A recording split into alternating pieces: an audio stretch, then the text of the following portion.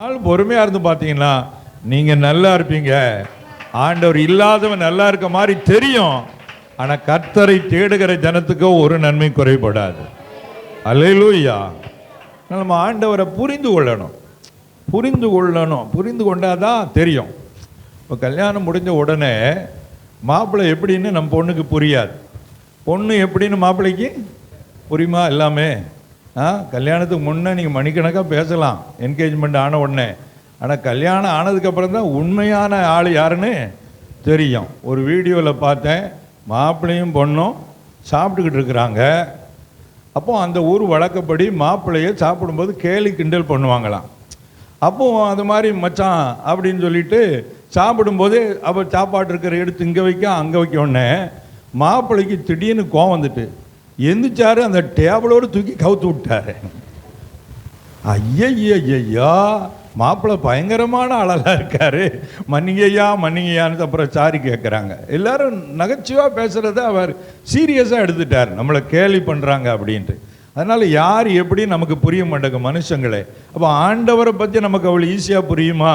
அப்போ கொஞ்சம் வருஷம் எடுக்கும். சில காரியம் அவர் செய்கிறது நமக்கு ஒன்றுமே புரியாது. ஆனால் பொறுமையாக இருந்து பார்த்தீங்கன்னா நம்ம நினைச்சதை விட, நம்ம கேள்விப்பட்டதை விட 1000 மடங்கு அவர் நல்லவர். அல்லேலூயா. 1000 மடங்கு அல்ல, கோடி மடங்கு அவர் நல்லவர். அல்லேலூயா. அந்த நல்ல தேவன் நம்ம மேல அன்பா இருக்கிறார், பாசமா இருக்கிறார். அந்த தேவன் உங்களை ஒருபோதும் கைவிட மாட்டார். அல்லேலூயா. அதனால சிலர் மனசுல நான் ஜெபத்துக்கு வர்றேன், எனக்கு இன்னும் இந்த காரியம் நடக்கலை, அந்த காரியம் நடக்கலை, எனக்கு சொன்ன தீர்க்க தரிசனம் நிறைவேறல, இப்படிலாம் கவலைப்படாதீங்க. கட்டாயம் அவர் சொன்னதெல்லாம் நிறைவேற்றி தருவார். நம்ம கணக்கு வேற, அவர் கணக்கு வேற. என் நினைவுகள் உங்கள் நினைவுகள் அல்ல, உங்கள் வழிகள் என் வழிகளும் அல்ல அப்படின்னு கர்த்தர் சொல்லுகிறார். ஆண்டவருடைய நினைவு ரொம்ப ஹையாக இருக்கும். நம்ம லோவாக யோசிப்போம், அவர் ஹையாக யோசிப்பார், பெஸ்ட்டாக யோசிப்பார். அதனால ஆண்டவருக்குள்ளே தொடர்ந்து உறுதியாக நில்லுங்க. வாழ்க்கையில் காலங்கள் ஓடும்போது சூழ்நிலைகள் மாறும், கூட இருக்கிறவங்க விலகி போவாங்க, பிரச்சனை வரும், இழப்புகள் தோல்விகள் எல்லாம் சந்திக்க மாதிரி சூழ்நிலாம் வரும். ஆனால் என்ன ஆனாலும் உம்மை விட்டு மாத்திரம் நான் போக மாட்டேன் ஆண்டவரே, எனக்கு நீர் தான் வேணும்ப்பான்னு நின்னீங்கன்னா அப்புறம் கர்த்தர் உங்கள் வாழ்க்கையில் அவருக்காக நின்றதுக்கு ஏற்ற பலனை கொடுத்து ஆனரா உயர்ந்த ஸ்தானத்திலே கர்த்தர் உங்களை நிறுத்துவார். அல்லேலூயா. இன்னைக்கு அதை குறித்த செய்தி தான் உங்களோடு நான் பகிர்ந்து கொள்ள போகிறேன். ஆண்டோடைய வார்த்தைக்காக நம்ம எல்லாரும் தலைகளை தாழ்த்தி ஜெபம் செய்வோமா? கர்த்தரை நோக்கி பார்ப்போம். எங்களுக்குள்ளே வாசம் செய்யும் ஆவியானவரே, இந்நாளில் உம் சித்தம் போல் நடத்தி செல்லும் ஐயா. எங்களுக்குள்ளே வாசம் செய்யும் ஆவியானவரே, இந்நாளில் உம் சித்தம் போல் நடத்தி செல்லும் ஐயா. ஆவியானவரே, ஆவியானவரே, பரிசுத்த ஆவியானவரே, ஆவியானவரே, ஆவியானவரே, பரிசுத்த ஆவியானவரே, எங்களுக்குள்ளே வாசம் செய்யும் ஆவியானவரே, இந்நாளில் உம் சித்தம் நடத்தி செல்லும் ஐயா. எதிரிகளின் சூழ்ச்சிகள், சாத்தானின் தீக்கணைகள் எதிர்த்து நிற்க பலன் வேண்டுமே. எதிரிகளின் சூழ்ச்சிகள், சாத்தானின் தீக்கணைகள் எதிர்த்து நிற்க பலன் வேண்டுமே. உடல் சோர்வு, அசதிகள், பலவீனங்கள் நீங்கி உற்சாகத்தால் நிரம்ப வேண்டுமே. உடல் சோர்வு, அசதிகள், பலவீனங்கள் நீங்கி உற்சாகத்தால் நிரம்ப வேண்டுமே. ஆவியானவரே, ஆவியானவரே, பரிசுத்த ஆவியானவரே, ஆவியானவரே, ஆவியானவரே, பரிசுத்த பரிசுத்த ஆவியானவரே, எங்களுக்குள்ளே வாசம் செய்யும் ஆவியானவரே, இந்த நாளில் உங்க சித்தம் போல் நடத்தி செல்லும் ஐயா. எங்களுக்குள்ளே வாசம் செய்யும் ஆவியானவரே, இந்த நாளில் உங்க சித்தம் போல் நடத்தி செல்லும் ஐயா. அன்பின் பரலோக பிதாவே, மகிமையான இந்த பரிசுத்த ஓய்வு நாள் ஆராதனை நேரத்திற்காக நன்றி சொல்லுகிறோம்ப்பா. உம்மை ஆராதிக்க, உம்மை தொழுது கொள்ள, உம்முடைய வார்த்தையை தியானிக்க எங்களுக்கு தருகிற கிருபைகளை நினைத்து மனதார உம்மை துதிக்கிறோம்ப்பா. பரிசுத்த ஆவியானவரே, நீர் எங்களோடு பேசுங்கப்பா. உம்முடைய வார்த்தைகளை தாங்க. நீர் என் வாயோடு சிந்தனையோடு இருந்து வழிநடத்துங்கப்பா. கேட்கிற ஒவ்வொருடைய இருதயமும் திறக்கப்படுவதாக, எல்லா தடைகளும் மாறுவதாக. ஆவியானுடைய முழு ஆளுகைக்குள்ளே ஒப்பு கொடுக்கிறோம். நீர் பேசி எங்களை உற்சாகப்படுத்தி ஆசீர்வதித்து அனுப்பும். இயேசு கிறிஸ்துவின் நாமத்தில் ஜெபிக்கிறோம் எங்கள் நல்ல பிதாவே, ஆமேன், ஆமேன். சரி, ஆண்டவருடைய வார்த்தைக்கு நேராய் நம்முடைய கவனத்தை திருப்புவோம். இந்த நாள் செய்திக்கு ஆதாரமான வேத வசனம் 1 சாமுவேலின் புஸ்தகம் 2வது அதிகாரம் 7-8 வசனங்களை நாம் எடுத்துக்கொள்வோம். 1 சாமுவேலின் புஸ்தகம் 2வது அதிகாரம் 7-8 வசனங்கள். கர்த்தர் தரித்திரம் அடைய செய்கிறவரும் ஐஸ்வர்யம் அடைய பண்ணுகிறவருமாய் இருக்கிறார். அவர் தாழ்த்துகிறவரும் உயர்த்துகிறவரும் ஆனவர். அவர் சிறியவனை புழுதியிலிருந்து எடுத்து எளியவனை குப்பையிலிருந்து உயர்த்துகிறார். அவர்களை பிரபுக்களோடே உட்காரவும் மகிமையுள்ள சிங்காசனத்தை சுதந்தரிக்கவும் பண்ணுகிறார். போதும் போதும் போதும். இந்த 2 வசனங்களிலும் நம் ஆண்டவர் எப்படிப்பட்டவர் என்பதை குறித்து சில காரியங்கள் சொல்லப்பட்டிருக்கிறது. முதல் வசனத்தில் என்ன சொல்லியிருக்கு? கர்த்தர் தரித்திரம் அடைய செய்கிறவரும் ஐஸ்வர்யம் அடைய பண்ணுகிறவருமா இருக்கிறார். அவர் நினைச்சா ஒருத்தரை பணக்காரன் ஆக்கவும் முடியும், தரித்திரனா மாற்றவும் முடியும். இந்த 2 அவர் செய்கிறவர். அடுத்து என்ன சொல்லுது? அவர் தாழ்த்துகிறவரும் உயர்த்துகிறவர். ஆண்டவர் நினைச்சா தாழ்த்திடுவார், ஆண்டவர் நினைச்சா ஒரு மனுஷன் என்ன செய்வார்? உயர்த்திடுவார். அவர் ஏன் தரித்திரம் அடைய பண்ணுகிறார், அவர் ஏன் தாழ்த்துகிறார் அப்படின்னா, அதுதான் கர்த்தரை குறித்து நம்ம அறிய வேண்டிய பிரகாரமாக அறிஞ்சாதான் அது புரியும். இப்போ நமக்கு ஐஸ்வர்யம் தந்துட்டாரு, உயர்த்திட்டாரு அப்படின்னா கர்த்தர் நல்லவர், என்னை உயர்த்திட்டாரு, வீடு தந்துட்டாரு, கார் தந்துட்டாரு, வேலை தந்துட்டாரு அப்படின்னு சந்தோஷமாக இருக்கும். ஆனால் தரித்திரம் அடைய செய்கிற சூழ்நிலை வரும்போது, வாழ்விலே தாழ்வான நிலை வரும்போது தான் நம்முடைய மனது சோர்வுக்குள்ள ஆளாக்கப்படுகிறது. அப்போ நம்ம பக்தி ஆட்டம் காண ஆரம்பிக்கிறது. சர்ச்சுக்கு போகணுமா வேண்டாமா, நம்ம வாழ்க்கையில் இவ்வளவு கஷ்டமாயிட்டேன் அப்படிங்கிற பதற்ற நேரம் வரும்போது தான், அப்போ ஏன் நமக்கு கர்த்தர் அதை அனுமதிச்சாரு அப்படின்னு யோசித்து பார்த்தீங்கன்னா, ஆண்டவர் கற்றுக் கொடுப்பார். மகனே, நீ தரித்திரமடையிறதுக்கு காரணம் நீ சோம்பேறித்தனமாகவே இருக்கிற. ஒரு உழைக்கணும், பிரயாசப்படணும், முன்னேறணும் அந்த ஆசையே இல்லை. அதனால் நீ சோம்பேறித்தனத்தை விட்டு வெளியே வந்தன்னா உன் தரித்திரம் மாறும், உன்னை ஆசீர்வதிப்பேன்னு கர்த்தர் சொல்லுவார். அல்லையா சொல்லுங்க. சிலர் ஜெபம் பண்ண உடனே எல்லாம் எங்கேயோ இருந்து மொத்தமாக கொட்டிரும் அப்படின்னு நினைப்பாங்க. அப்படி கிடையாது. நம்ம பிரயாசப்படணும், முயற்சி பண்ணணும், உழைக்கணும். அதெல்லாம் பார்த்து தான் கர்த்தர் நம்மளை உயர்த்துவார், ஆசீர்வதிப்பார். ஆமேன்னு சொல்லுங்க. அவை நான் குடிகாரனாகவே ஒருத்தர் இருக்கான்னு வைங்களேன், அவன் பேர் ஜேக்கப் அப்படி வச்சிருக்கிறான்னு வைங்க. அல்லது சிலர் சாலோமோன் ராஜா அப்படி பேர் வச்சிருப்பாங்க. ஆனால் ஒன்றா நபர் குடிகாரனாக இருப்பான், ஆண்டவரை தேட மனமில்லாதவனாக இருப்பான். ஆனால் நான் கேட்டேன், நான் சர்ச்சுக்கு போகலை அப்படிம்பா. என்னென்ன கடவுள் எனக்கு என்ன தந்துட்டாரு, கடவுள் எனக்கு என்ன உயர்வை தந்துட்டா அப்படி சொல்லுவான்.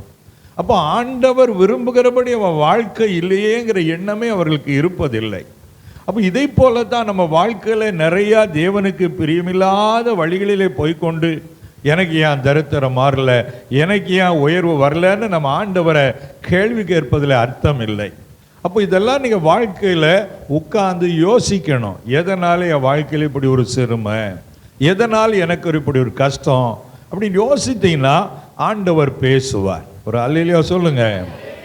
ஆண்டவர் பேசுகிற விதங்கள் நிறைய இருக்கிறது. வசனத்தை தியானிக்கும் போது பேசுகிறாரு, தீர்க்கதரிசிகள் மூலமாக பேசுகிறாரு, சொப்பனங்கள் தரிசனங்கள் மூலம் பேசுகிறாரு, நிறைய வழிகளில் பேசுகிறாரு. ஆனால் ஆண்டவர் எப்படியெல்லாம் பேசுவார்னு சொல்லி சமீபத்தில் ஒரு செய்தி ஒன்று கேட்டேன்.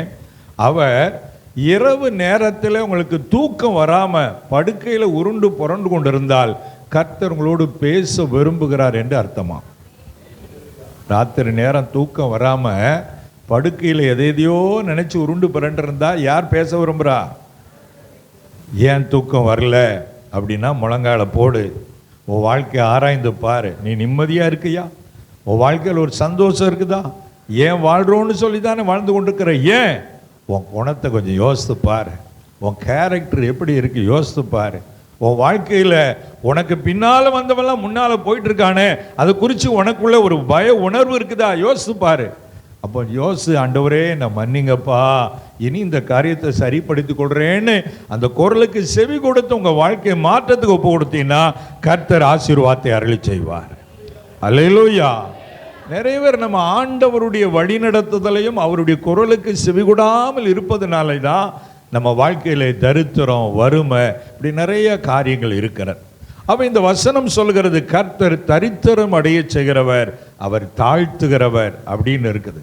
அதனால் உங்கள் வாழ்க்கையில் இந்த மாதிரி தரித்திரம் காலமெல்லாம் இருந்து அல்லது தாழ்விலேயே இருந்தீங்கன்னா உங்களை கொஞ்சம் ரொம்ப ஆராய்ஞ்சு பார்த்து சரிப்படுத்துங்க. சரிப்படுத்தினீங்கன்னா உடனடியாக உங்கள் வாழ்க்கையில் திருப்புமுனை உண்டாக ஆரம்பிச்சிடும். ஆச்சரியமாக உங்களுக்காக வழிகளை திறப்பார், ஆச்சரியமாக உதவிக்கரங்களை எழுப்பி கொடுப்பாரு. ஒரே நாளில் உங்கள் வாழ்க்கை சரித்திரமே மாறும்படி கர்த்தர் உங்கள் வாழ்வை மாற்றி விடுவார். அல்லேலூயா சொல்லுங்க. நம்ம பிரச்சனை மாற்றுவதற்கு ஆண்டவருக்கு ஒரு நிமிஷம் போதும், அப்படியே தலைகளாக மாறிடும். கர்த்தர்படி மாற்ற வல்லமுள்ள தேவனாக இருக்கிறார். ஒரு முறை ஒரு சம்பவம் ஒன்றை ஒருவர் சொல்ல கேள்விப்பட்டேன். மிகப்பெரிய, அதாவது கான்ட்ராக்ட் பிஸ்னஸ் பண்ணுறவர், பெரிய பெரிய அப்பார்ட்மெண்ட்லாம் கட்டி கொடுத்து கோடி கணக்கில் அந்த பிஸ்னஸ் அவர் பண்ணி கொண்டு இருக்கிறார். அப்படி அவருக்கு ஒரு நண்பர் இருந்தாராம். அவருக்கு வேலை இல்லை அந்த நண்பருக்கு. உடனே இவர் அந்த நண்பனாக இருந்ததுனால என்னுடைய கான்ட்ராக்ட் பிஸ்னஸ் இருக்குது, எனக்கு ஏற்கனவே ஒரு பில்டிங் ஒர்க்கு நடக்கு, புதுசாக இன்னொரு அப்பார்ட்மெண்ட் கட்டுவதற்கு ஆர்டர் வந்திருக்கிறது, அது பல கோடி, அதனால் நீ அதை செய்தன்னா உனக்கு அதில் உள்ள லாபத்தை நீ வச்சிக்க, நீயும் வாழ்க்கையில் முன்னேற்றத்துக்கு வா அப்படின்னு சொல்லி நண்பனுக்காக இவரே கையெழுத்து போட்டு அந்த பில்டிங் அப்பார்ட்மெண்ட் கட்டுவதற்கு வேண்டிய உதவிகள் எல்லாம் செய்து கொடுத்தார். இப்போ வேலை எல்லாம் நடக்கிறது. இவர் அதில் இவருடைய காரியத்தில் இவர் கவனமாக இருக்கிறா, அதில் இவர் கவனம் செலுத்தலை. இப்போ வேலையெல்லாம் முடிஞ்சிட்டு இன்னும் பிரதிஷ்டை பண்ணணும் பில்டிங் அப்பார்ட்மெண்ட்டு.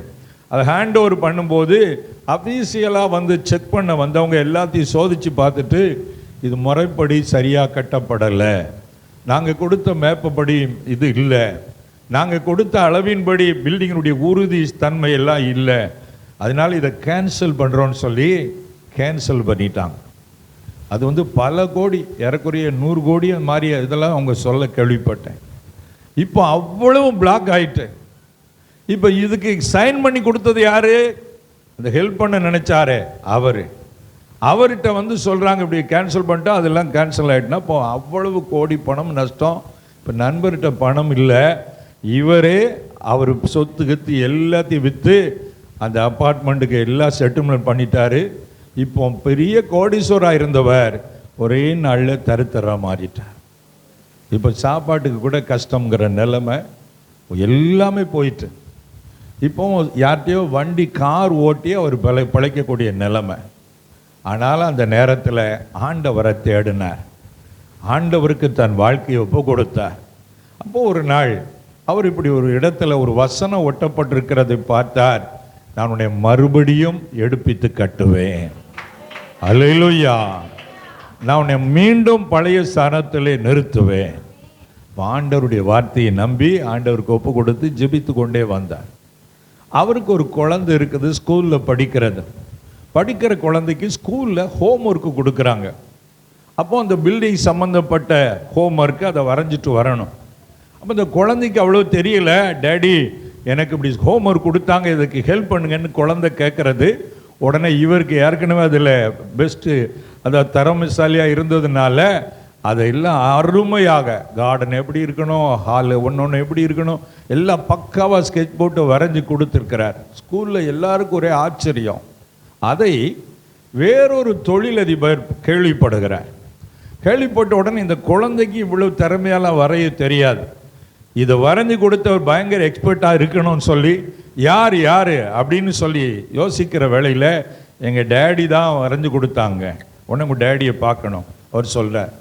உடனே அவர் பார்த்து பேசும்போது, அப்போ நீங்கள் உங்களுடைய எக்ஸ்பீரியன்ஸ் என்ன செய்கிறீங்க அப்படின்னு கேட்கும்போது தன் வாழ்க்கையின் சம்பவங்களை எல்லாம் சொல்கிறார்.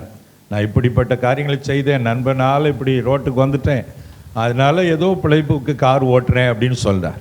அப்போ அவர் சொல்கிறாரு, நானும் உங்களை மாதிரி அந்த கான்ட்ராக்ட் பண்ணுற ஆள் தான், எனக்கு பிஸ்னஸில் பார்ட்னராக வந்து சேர்ந்துக்கிடுவீங்களா, நம்ம 2 பேரும் சேர்ந்து பண்ணலாம் அப்படின்னு சொல்கிறாரு. ஹல்லேலூயா. அப்போ இவர் சொல்கிறார், என்கிட்ட பணம் காசு இல்லை, ஆனால் ஐடியா இருக்குது, எக்ஸ்பீரியன்ஸ் எல்லாம் இருக்குது, பரவாயில்ல நீங்கள் வாங்க நம்ம சேர்ந்து செய்யலான்னு சொல்லி மறுபடி அவருக்கு அதே மாதிரி கான்ட்ராக்ட் கிடைக்க அவர் உதவி செய்து அப்படியே கொஞ்ச நாளைக்குள்ள முன்பு இழந்ததையெல்லாம் திரும்ப பெற்று அதை விட பெரிய நிலையில கர்த்தர் நிறுத்தினார். அல்லேலூயா. ஆண்டவரால முடியாத காரியம் ஒன்றுமில்லை. வாழ்க்கையில் சில வேளை நமக்கு தாழ்வு, இவருக்கு ஏன் தாழ்வு வந்தது? நண்பன்னு நம்பி எல்லாவற்றையும் என்ன செஞ்சிட்டாரு, பொறுப்பு இல்லாமல் விட்டுட்டார். கவன குறைவினாலே இப்படி நடக்க வாய்ப்பு உண்டு. சிலர்லாம், அப்போ நான் போன வாரத்தில் ஒரு இடத்துக்கு ஊழியத்துக்கு போயிருந்தேன். அப்போது அவங்க பர்சனலாக பேசி கொண்டு இருந்த போது அவர் எனக்கு பல வருட நண்பர். அவர் உங்கள் காரியங்கள் எல்லாம் எப்படின்னார், நான் அப்போ சில காரியங்கள் என்னுடைய காரியங்களை சொன்னேன். கர்த்தர் நல்லா ஆசீர்வதிச்சிருக்கிறாரு, ஆனால் 2 பிள்ளைகளை கல்யாணம் பண்ணி கொடுத்ததில் கொஞ்சம் கடன் பிரச்சனை இருக்குது பிரதர், ஜெபம் பண்ணிக்கொள்ளுங்க அப்படின்னு நான் சொன்னேன். அப்போ அவர் சொன்னார், பிரதர் உங்களுக்காக இது இருக்கிற கடனை மாதிரி எனக்கும் நிறைய கடன் இருக்கு அப்படின்னார். அவர் வந்து கவர்மெண்ட்டில் ஒரு நல்ல போஸ்ட்டில் இருக்கிறாள். அவங்க மனைவி ஸ்கூல் ஹெச்எம், அவங்களுக்கு 2 பையங்க. அவங்க கடன் அவருக்கு வாய்ப்பே இல்லை. பையனுக்கும் கல்யாணம் ஆகி நல்ல பொண்ணு வீட்டிலையே கார்லாம் வாங்கி கொடுத்துருக்குறாங்க, நல்ல ஃபேமிலி, அவங்களுக்கு எப்படி இவ்வளவு கடன் அப்படின்னு அவர் சொன்னார். என் மனைவிக்கு ஒரு சகோதரர் இருக்கிறாரு, அவர் இப்படித்தான் நல்ல ஒரு தொழில் பண்ணிகிட்டு இருக்கும்போது திடீர்னு லேண்ட் பிஸ்னஸில் இறங்குறேன்னு சொல்லி அதில் 10 பைசா வட்டிக்கு வாங்கி லேண்டை வாங்கி கடைசியில் லேண்டு விற்க முடியாமல் பிளாக் ஆகி பணம் எல்லாம் அதில் போயிட்டு பல லட்சம் கடனுக்குள் ஆளாயிட்டான். சரி என்ன செய்ய, நம்முடைய மச்சான் மாப்பிள்ளைக்கு உதவி செய்யணும்னு சொல்லி நான் வேற ஒரு ஆள்கிட்ட வாங்கி 25 லட்சம் ரூபா அவருக்கு கொடுத்தேன் பிரதர்.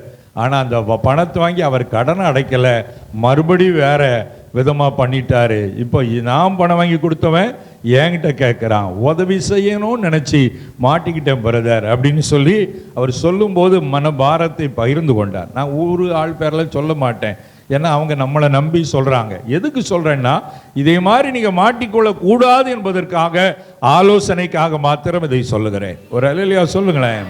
பாருங்க, நம்ம தெரியாமல் ஆழம் தெரியாமல் சில வேளை இப்படித்தான் நம்ம காலை விட்டுருதோம்.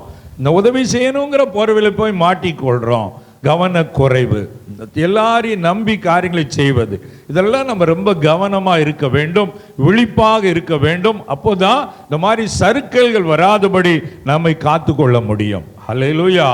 சரி, ஆனாலும் ஆண்டவர் இப்படிப்பட்ட நிலையில ஒருவேளை நீங்க மாட்டிக்கிட்டீங்கன்னா உங்களுக்கு மறுபடியும் ஆண்டவர் கற்றுக் கொடுப்பார். இனி கவனமாயிரு, இனி இந்த மாதிரி செய்யாத, ரொம்ப உஷாராயிரு அப்படின்னு ஆண்டவர் கற்றுக் கொடுத்து அதிலிருந்து நம்மை தூக்கி எடுத்து ஆசீர்வதிக்க வல்லவராக இருக்கிறார்.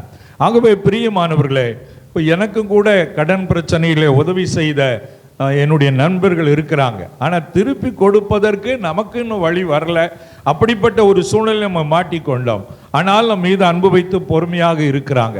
இந்த மாதிரி தயவெல்லாம் ஆண்டவர் நமக்கு தருவார். ஏன் சொல்றேன், கர்த்தர் வெறுமனே ஆசீர்வதிக்கிறவர், ஐஸ்வர்யோட பண்ணுகிறவர் என்று மாத்திரம் பார்க்காமல், அவர் சில வேளை நம்முடைய அறியாமை நிமித்தம் இப்படிப்பட்ட குறைவுகளை அனுமதித்தாலும் நமக்கு பாடம் கற்றுக் கொடுத்து அதை சரிப்படுத்திக் கொள்ளும் போது மறுபடியும் நம்மளை உயர்த்துகிற நல்ல தேவனாய் இருக்கிறார். அல்லேலூயா. ஆண்டவர் உங்களை உயர்த்துகிற தேவன். இந்த நாள் செய்திக்கான தலைப்பு, எளியவர்களை குப்பையிலிருந்து உயர்த்துகிற ஆண்டவர். அதைத்தான் 8வது வசனம் சொல்கிறது. 1 சாமுவேல் 2:8 சொல்கிறது, அவர் சிறியவனை புழுதியிலிருந்து எடுத்து எளியவனை குப்பையிலிருந்து உயர்த்துகிறார். எங்கிருந்து எடுக்கிறாரா? ஆமா, சிறியவனை புழுதியிலிருந்து எடுக்கிறார். எளியவன் எங்கிருந்து எடுக்கிறாரு? குப்பையிலிருந்து எடுக்கிறார். புழுதி என்பது அதாவது அழுக்கு நிறைந்த ஒரு வாழ்க்கை. புழுதி என்பது ஒரு மட்டமான வாழ்க்கை. குப்பை என்பதும் அப்படித்தான், அசுத்தமான அருவருப்பான ஒரு இடம்தான் குப்பை என்று சொல்லுவோம். அப்படிப்பட்ட நிலையில் இருக்கிற மக்களை ஆண்டவர் தெரிந்தெடுத்து, அந்த பிள்ளைகள் ஆண்டவருக்கு சரியானபடி ஒப்பு கொடுத்து வாழ்ந்தால் ஆண்டவர் உயர்ந்த லெவலுக்கு கொண்டு வர வல்லவராக இருக்கிறார். அல்லேலூயா. நீங்கள் சமுதாயத்தில் செய்திகளை கேள்விப்பட்டீங்கன்னா, பெரிய லெவலில் இருக்கிறவங்கெல்லாம் ஒரு நேரம் ரொம்ப லோவாக இருந்தவங்க தான். இப்போ நம்ம பார்வைக்கு பெரிய ஆட்களாக தெரியும். ஆனால் அவங்க ஆரம்ப காலத்தை எண்ணி பாருங்க, சாதாரணமான ஆட்களாக இருந்திருப்பாங்க. எனக்கு தெரிந்த ஒருவர் உண்டு.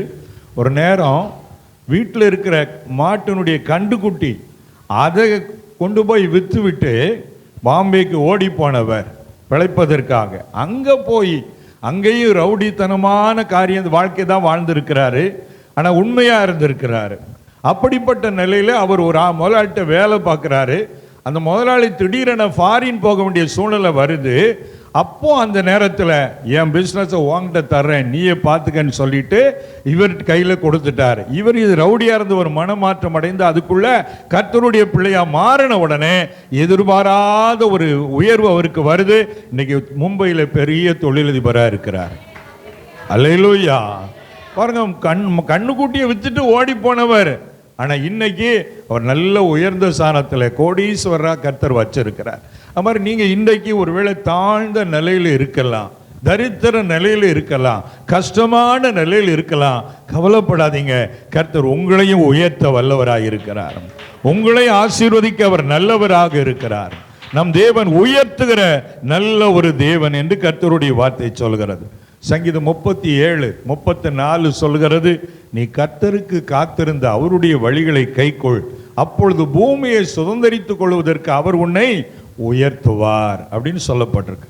நீ ஆண்டவருடைய வழியிலே போயிட்டு ஆண்டவர் பாதத்தில் காத்திரு, ஆண்டவர் உன்னை நிச்சயமாக உயர்த்துவார் என்று ஆண்டவருடைய வார்த்தை சொல்லுகிறது. உங்களுக்குள்ளே ஒரு ஆசை வரணும், என் வாழ்க்கையில் நான் முன்னேறணும், நான் உயர்ந்த நிலைக்கு வரணும், நானும் ஒரு கௌரவமான லெவலுக்கு வரணும். அந்த ஆசை நமக்கு முதல்ல வரணும். ஒரு ஆமைன்னு சொல்லுங்க.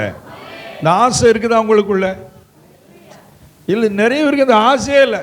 ஏதோ வேலைக்கு போனோம், சாப்பிட்டோம், அப்புறம் என்டர்டெயின்மெண்ட் பண்ணோம், ஏதோ ஒன்று ஜாலியாக வாழ்ந்தோம், அப்படியே வாழ்க்கை ஓடுது போதும் அப்படின்னு. அதாவது சிலர்லாம் ரொம்ப சாதாரணமாக இருப்பாங்க, பெரிய கிங்கு மாதிரி கர்ச்சிப்பை சுற்றிட்டு ரவுடி மாதிரி என்ன வேலை செய்கிறேன்னா அங்கே டெய்லி ஏதோ ஒரு 500 ரூபா சம்பளம் தான் கிடைக்கும். அவரை பார்த்தீங்கன்னா பெரிய பேட்டை ரவுடி மாதிரி இருப்பார். அவன் லைஃப் ஸ்டைலே அப்படியே மாறி போயிடும். அப்போ நம்ம வாழ்க்கையில் முன்னேறுங்கிற எண்ணமே இல்லை. அவனுக்கு அதுதான் பெரிய உயர்வு, ராஜா மாதிரி உயர்வுன்னு நினைப்பு. அப்படி இல்லை. நம்ம வாழ்க்கையில் உயர்வு என்றால் நிறைய நல்ல விதமான உயர்வுகள் இருக்கிறது. நல்ல நம்ம பார்க்குறதுக்கு பர்சனாலிட்டியோட வாழ்வது மாத்திரம் அல்ல, நம்ம பேச்சுக்களில் உண்மை, நம்ம வாழ்க்கையில் ஒரு நாணயமாக வாழ்வது, ஒரு நேர்மையாக காரியங்களை பேசுவது, செயல்படுவது, 4 பேருக்கு உதவி செய்வது, கஷ்டப்பட்ட மக்களுக்கு ஹெல்ப் பண்ணுறது, இப்படி சமுதாயத்தில் நல்ல பேர் எடுக்கிறது. அப்படியே நம்ம பிரயாசப்பட ஒரு லெவலுக்குள்ளே கர்த்தர் கொண்டு வருவார். அதனால் நீங்கள் இப்போ இருக்கிற இதுதான் வாழ்க்கை, என் வாழ்க்கை காலமெல்லாம் இப்படித்தான் இருக்கும் அப்படின்னு நினைக்காதீங்க. உங்களுக்குள்ளே இருக்கிறவர் பெரிய தேவன். அல்லேலூயா. உலகத்தில் இருக்கிறவனின் உங்களில் இருக்கிறவர் பெரியவர். பெரியவர்னா நான் அடிக்கடி சொல்லுவேன், வயசான பெரியவர் நினைச்சிடக்கூடாது. இனிமே ஒன்றுமே ஆகாது, அவ்வளோதான், கை காலெல்லாம் ஆட ஆரம்பிச்சுட்டு அந்த மாதிரி பெரியவர் இல்லை. ஒரு அல்லேலூயா சொல்லுங்க. ஆமா, இனிமே அவ்வளவுதான், காடு வாங்கு வீடு போங்க, அந்த மாதிரி பெரியவர்கள் ஆண்டவர். இவர் வானத்தில் உட்கார்ந்தா பூமியில கால் வைப்பாரு. வானம் எனக்கு சிங்காசனம், பூமி எனக்கு பாதபடி. எவ்வளவு பெரியவர் பாருங்க. எந்த ஜவுளி கடையிலாவது இவருக்கு ட்ரெஸ் எடுக்க முடியுமா? அல்லேலூயா. எந்த டெய்லராவது அவருக்கு துணி தைக்க முடியுமா? அவர் அதனால தான் பார்க்கிறார், அவர் ஒளியை வஸ்திரமா தரிச்சிருக்கார். அல்லேலூயா. ஒளியே அவர் வஸ்திரமா மாத்திட்டாரு. அல்லேலூயா. அவர் உட்காரதுக்கு சேர் எந்த கடையிலாவது வாங்க முடியுமா? வானத்தில் உட்கார்ந்தா பூமியில கால் வைப்பா. எவ்வளவு நீளம் இருக்கணும் சேரு? அது தெய்வீக சிங்காசனம். அவருடைய சிங்காசனம் என்றென்றைக்கும் உள்ள சிங்காசனம். ஆனால் நம் தேவன் மகா வல்லமை உள்ள தேவன். அவ்வளவு பெரிய ஆண்டவரை நமக்குள்ளே இருக்கிறார், என் கூட இருக்காருன்னு சொல்லிட்டு காலமெல்லாம் நம்ம தரித்திரத்திலையும் கஷ்டத்தில் இருக்கிறது ஒரு நியாயமா இருக்குமா பாருங்க. அதனால ஒரு வைராக்கியம் நமக்குள்ள வரணும். எத்தனை நாளைக்கு ஆண்டவரை நான் இப்படியே இருப்பேன், என்ன நீர் ஆசீர்வதிக்க மாட்டீரா, என்ன நீர் உயர்த்த மாட்டீரா? ஆண்டவர்கிட்ட இந்த மாதிரி சண்டை போடணும். யார்கிட்ட சண்டை போடணும்? நம்ம வீட்டுக்காரங்கிட்ட, அண்ணன் தம்பிகிட்ட சண்டை போடுவோம். என் சொத்து பூரா ஏமாத்திட்டான், விடாதல, கேஸ போடல.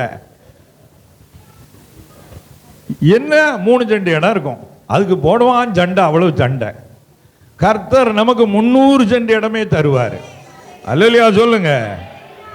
உலகம் பூமி எல்லாமே யாருக்கு சொந்தம்? அவர் யாரு உங்களுக்கு? அப்புறம் என்ன ஆண்டவருக்கு சொந்தங்க. எங்க அப்பாவுக்கு சொந்தம்னு சொல்லுங்களேன். சொல்லுங்க, எங்க அப்பாவுக்கு சொந்தம். அல்லேலூயா. அப்பா வெறும் காலி டப்பா இல்ல, அவர்தான் ஐஸ்வர்ய சம்பன்னர். அல்லேலூயா. அவர் சொல்ல ஆகும், அவர் கட்டளையிட நிற்கும். ஒரு ஹோட்டலுக்கு ஒருத்தர் சாப்பிட போனாராம். அப்போ அந்த ஹோட்டலில் சாப்பிட்டு கொண்டிருக்கும் போது இந்த சர்வர் அன்பா கவனிச்சிருக்கிறான். சில சர்வர் அப்படி கவனிக்க மாட்டான். ஹோட்டலில் போய் ஒருத்தர் கேட்டாராம், மூளை இருக்கான்னு கேட்டாராம். மூளை இருக்கான்னு கேட்கும் போதே மூளை இருக்கா அப்படின்னு கேட்டிருக்காரு. அவனை பார்த்து அவன் சொல்லியிருக்கான், இது வரைக்கும் வந்தவனுக்கெல்லாம் இருந்தது, உனக்கு தான். ஒரு அல்லேலூயா சொல்லுங்க. மூளைன்னா சாப்பிடுத மூளை இருக்குல்ல, அது இருக்கான்னு கேட்கவன் மூளை இருக்காப்பா அப்படின்னு இருக்காரு. அந்த ஆக்ஷன் இருக்கு பார்த்தீங்களா? அதான் இவன் என்ன இப்படி பேசுறான் இவன் அப்படின்னு. இதுவரைக்கும் வந்தவனுக்கெல்லாம் இருந்தது மூளை, இப்பதான் காலையா போச்சுன்னு சொல்லிட்டு தான் உனக்கு தான் இல்லை அப்படின்னா. அல்லேலூயா. சரி, அது மாதிரி சர்வர்களும் அந்த ஆணவத்தோடு நடக்கிறான். இவன் என்ன செஞ்சிருக்கான், அந்த சாப்பிட வந்தவர்கிட்ட ரொம்ப கண்ணியமா நடந்து, ஐயா சாப்பிட்றீங்களா, உடனே அப்படியே செஞ்ச உடனே அவருக்கு இவன் மேல ஒரு பாசம் வந்துட்டு, உடனே என்ன செஞ்சாரு, எல்லாம் சாப்பிட்டு முடிச்ச உடனே நீ என்ன செய்யற அப்படின்னா, இந்த சம்பளத்துக்கு வேலை பார்க்குறியா அப்படி இப்படின்னு. சரி, நான் உனக்கு ஒரு கிஃப்ட் தரேன், சாப்பிட்டா எல்லாரும் 10 ரூபா 5 ரூபா 20 ரூபா கிஃப்ட் போட்டு போங்களா, மாதிரி நான் உனக்கு ஒரு கிஃப்ட் தரேன், நீ நல்லா எனக்கு கவனிச்சேன்னு சொல்லிட்டு பேக்கில் இருந்து செக் புக் எடுத்து ஒரு சைன் போட்டு இதை வச்சுக்க அப்படின்னு சொல்லிட்டு போனாரு. ஹோட்டல் முதலாளி அங்க இருந்து பார்த்தாரு, என்னப்பா இது ஒன்று, என்ன ஏதோ ஒன்று கொடுத்தாரு. ஆமா, அவங்க செக்கு கொடுத்தாங்க. முதலாளி சொன்னார், அவர் யார் தெரியுமா, அவர் தான் புருணே நாட்டு மன்னர். அவர் போட்டிருக்கிற செக் என்ன தெரியுமா, இதே மாதிரி 10 ஹோட்டல் நீ வைக்கலாம், அவ்வளவு அமௌண்ட் எழுதியிருக்கிறாரு. கை தட்ட மாட்டீங்களா? அல்லேலூயா சொல்லுங்க. நீங்க யோசிக்க, நமக்கு இப்படி எவனும் செக்கில் கைது போட்டு தர மாட்டேங்க, அப்படித்தானே யோசிக்கீங்க. நான் இன்னும் கொஞ்சம் ஹை லெவல்ல யோசிக்கேன். அந்த செக்கு போட்டு கொடுத்த ஆள் மாதிரி நம்மளையும் கர்த்தர் வைக்க கூடாது. எவனாவது நமக்கு செக்கில் கையெழுத்து போட்டு தர நினைக்கிறத விட செக்கு போட்டு 10 பேருக்கு கொடுக்கிற மாதிரி கர்த்தர் வைக்க கூடாது. அல்லேலூயா. நம் தேவனால் முடியுமா முடியாதா? முடியுங்க. உயர்வா முதல்ல நம்ம மைண்ட் செட்டப்ப மாறணும். குப்பையில் நான் கிடந்தேனே, கண்மலை மேல் நிறுத்தினார், குபேரர் நடுவில் அமரச் செய்தார், குபேரர் நடுவில் அமரச் செய்தார். அல்லேலூயா. அதுக்கு எங்க பாட்டு மறந்து போச்சு, உள்ளது சொல்லணும் இல்ல. சரி, பிரியமானவர்களே, அப்ப ஆண்டவர் உங்களை உயர்த்துகிற ஒரு தேவன், அதை நீங்க விசுவாசிங்க. இன்னைக்கு நம்ம மைண்ட்ல எல்லாம் இந்த உலகத்தில் நடக்குது, நமக்கு திட்டினவனை, ஏசினவன், ஏமாத்தினவன், அநியாயம் பண்ணவன், இதெல்லாம் பார்த்து கேட்டு புளிச்சு போய் நம்ம மைண்டே அப்படி ரொம்ப லோவாயிட்டு, நம்ம பிழைப்புக்கு வழியே இல்லை, நம்ம கடன் மாற வழியே இல்லை. அந்த எண்ணமே முழுவதும் நீக்கப்பட்டு ஆண்டவரால் எல்லாம் கூடும். நான் இப்படியே இருக்க மாட்டேன், கர்த்தர் என்னை உயர்த்துவார், கர்த்தர் என்னை மேன்மையாக வைப்பார், என் வாழ்க்கையில ஏதோ ஒன்று நடக்க போகுது. அந்த மாதிரி விசுவாச பார்வை உங்களுக்கு வந்தா நீங்க முன்னுக்கு வர போறீங்கன்னு அர்த்தம். அல்லேலூயா, அல்லேலூயா. எப்பவுமே கீழே பார்க்காதீங்க, மேலே பாருங்க. உங்க லெவலை வச்சு உங்க வாழ்க்கையை கணக்கு போடாதீங்க. உங்களுக்கு உள்ள ஒருத்தர் இருக்காரு பாருங்க, அவர் லெவலை வச்சு உங்க வாழ்க்கையை கணக்கு போடுங்க. அல்லேலூயா. அதனாலதான் அவர் எப்படிப்பட்டவர் இந்த வசனம் சொல்லுது. அவர் சிறியவனை புழுதியிலிருந்து எடுத்து எளியவனை குப்பையிலிருந்து உயர்த்து. சிறியவனா எளிய நிலையில் இருப்பவர்கள், அதாவது ஏழ்மை நிலையில் இருப்பவர்கள். எளியவன் அப்படின்னா ஒண்ணுமே இல்லாத ஒரு கஷ்டமான சூழ்நிலையில் இருப்பவர்கள், அதான் ஏழைகள், பேதைகள், கஷ்டப்படுறவர்கள். அந்த அர்த்தத்தில் இந்த வார்த்தை சொல்லப்பட்டிருக்கிறது. அப்ப நம் தேவனை பாருங்க, அவர் எவ்வளவு தாராள மனசு பாருங்க. பொதுவா நம்ம ஒரு ஆளை பார்த்தா எப்படி மதிப்பு கொடுப்போம் ஒரு ஆளுக்கு? இப்போ நான்லாம் இப்போ எதுக்கு இந்த மாதிரி கோட்டுக்கிட்டு போடுதுன்னா, இப்படிலாம் போட்டால் தான் தோத்திரமே போட தான் சொல்லுவேன். அல்லேலூயா. நான் சும்மா சட்டை மட்டும் போட்டு வந்தேன்னா, ஷூ கூட போடாமல் வந்தேன்னா, ஊழியக்காரர் எங்கன்னு ஏன்டே வந்து கேட்பானா இல்லையா? அதனால தான் இப்போ உங்களுக்காண்டி தான் நான் என்ன மாற்ற வேண்டியிருக்கு. ஒரு அல்லேலூயா சொல்லுங்களேன். இப்படி போய் இப்படி காரில் போய் இறங்கினா தான் கொஞ்சம் கவரில் வெயிட்டாக வைக்கான். அந்த கவருக்காக நம்ம கவர் பண்ண வேண்டியிருக்கு. உலகம் அப்படி ஆகிப்போச்சு. ஆமாவா இல்லையா? பொண்ணை எதுக்கு ரொம்ப ஜோடிக்காங்க, மாப்பிள்ளையும் பொண்ணையும்? அவன் தான் மாப்பிள்ளை பொண்ணுன்னு தெரியும். சும்மா வந்தா எப்படி தெரியும்? பொண்ணுக்கு தோழியா வந்திருக்க பொண்ணு நினைச்சிடக்கூடாது. என் மேக்கப் பயங்கரமா போட்டா என்ன பண்றது? சரி, அதனால வாழ்க்கையில இந்த உலகம் வந்து எப்படி மரியாதை போடுனா, ஒருத்தருடைய உடை, அவன் கையில் என்ன போட்டிருக்கான், 4 மோதிரம் இருக்கு, கையில் பிரேஸ்லெட் இருக்கு, கழுத்தில் செயின், அதுக்காக சட்டை பட்டினை கலத்தி விட்டுருவான். உள்ள இருக்க செயின் எல்லாருக்கும் தெரியணுமா?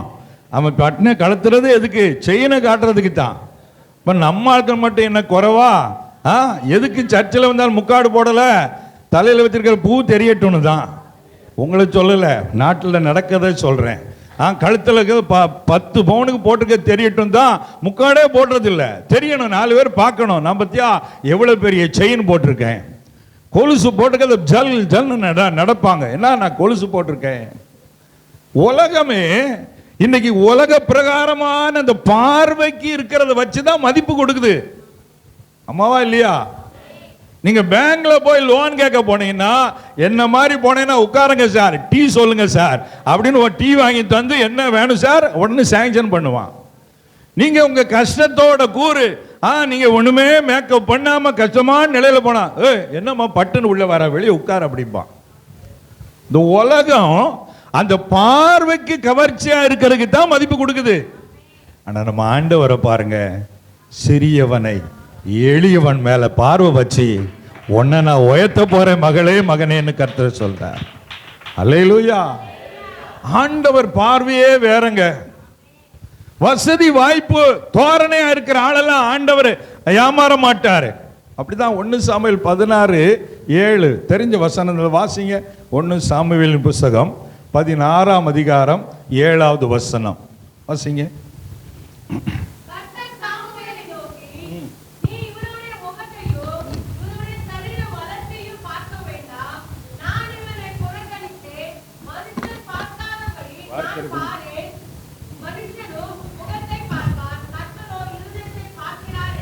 அல்லேலூயா.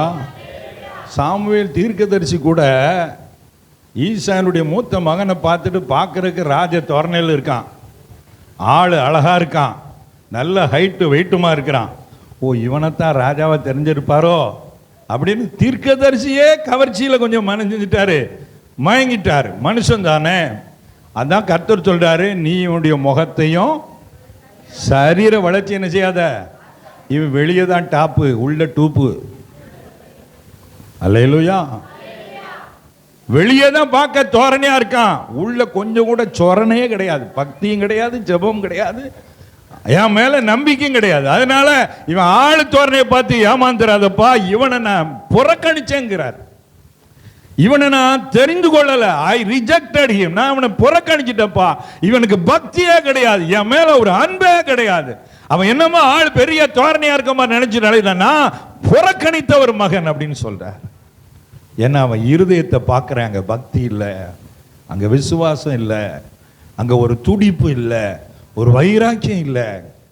இதெல்லாம் பார்த்து புறக்கணித்தங்கிறார். ஆனால் ஒருத்தன் காட்டில் கிடக்கிறான், வெயிலுக்குள்ள ஆடு மேய்ச்சிட்டு கிடக்கிறான். வெயிலில் ஆடு மேய்ச்சி கருத்து போனான். ஆனால் அவன் உள்ளத்தில் கர்த்தர் என் மேய்ப்பராய் இருக்கிறார், நான் தாழ்ச்சி அடையேன். அல்லேலூயா சொல்லுங்க. அவர் என்னை புல்லுள்ள இடங்களில் மேய்ப்பார், அமர்ந்த தண்ணீரண்டை என்னை கொண்டு போவார்.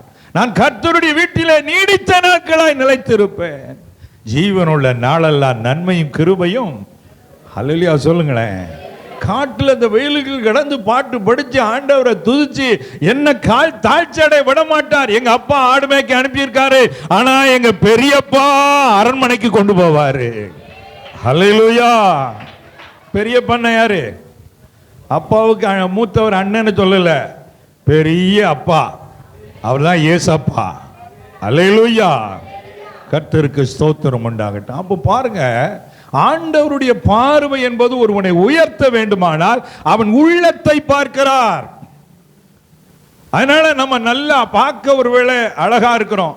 நான் இதை சொல்லும் போது நீங்க சிஸ்டரை நினைச்சிடாதீங்க, அவங்க வெளியும் அழகுதான் உள்ளயும் அழகுதான். ஒரு அல்லேலூயா சொல்லுங்க.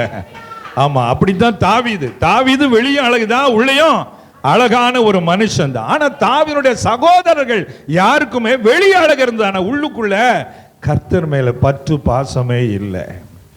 ஆண்டவர் யாரை உயர்த்தினாரு? இந்த காட்டுல வெயிலுக்குள்ள ஆடு மேய்ச்சிக்கிட்டு இருக்கிற தாவீதை தான். இன்னொருத்தன் இருக்கிறன்னு முதல்ல அவனை கூட்டிட்டு வாப்பா, அவன் வந்தாதான் நான் சாப்பிடுவேன்னு சொல்றார். வந்த உடனே கர்த்தர் சொல்கிறார், இவன் தான், இவனை அபிஷேகம் பண்ண. இப்ப தாவீதுக்கு எப்படி இருந்திருக்கும் பாருங்க. அல்லேலூயா. கர்த்தர் சொல்றார், இவன் தான்ப்பா நான் தெரிந்து கொண்ட மனுஷன். தாவீதுடைய கண்களில் ஆனந்த கண்ணீர் வந்திருக்கும். ஏசப்பா என்னையும் நினைச்சீங்களா?